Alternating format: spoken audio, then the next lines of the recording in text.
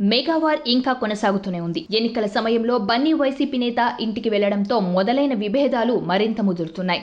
Nagababu tweet, mega hero Sai Dharam Tej social మీడియాలో బన్నీని unfollow చేయడం, దీనిపై మెగా డాటర్ నిహారిక చేసిన కమెంట్స్ కూడా బాగా వైరల్ అయ్యాయి. దీనికి తోడు జబర్దస్త్ ఫేమ్ కిరా కార్పి బన్నీపై పర్సనల్ అటాక్ చేయడం కూడా అల్లు అభిమానులను రెచ్చగొట్టింది.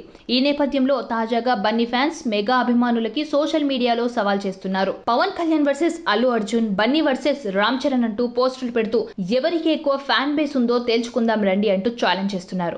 వీటికి మెగా అభిమానులు కూడా అదే రేంజ్ లో రియాక్ట్ అవుతున్నారు. పుష్ప 2 సినిమాను బ్యాన్ చేస్తామని ఏపీలో కలెక్షన్లపై దీని ప్రభావం ఉంటుందంటూ పోస్టులు చేస్తున్నారు. అయితే సినిమాలో సత్తా ఉంటే, కంటెంట్ ఉంటే ఎవరు ఆపాలని చూసినా తగ్గేదేలే అంటూ బన్నీ అభిమానులు అంటున్నారు. దీనికి కౌంటర్ గా మా సత్తాకి భయపడే సినిమాను వాయిదా వేసుకున్నారని మెగా ఫ్యాన్స్ అంటున్నారు.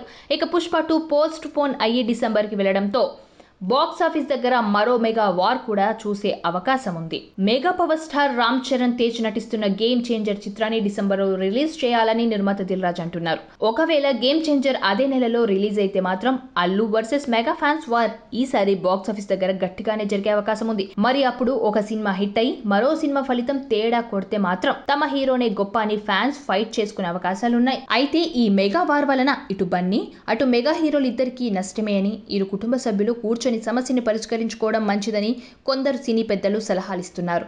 మరి ఈ వివాదం సద్దుమణుగుతుందా, ఇంకా పెద్దదవుతుందా, అసలేం జరుగుతుందనేది చూడాలి.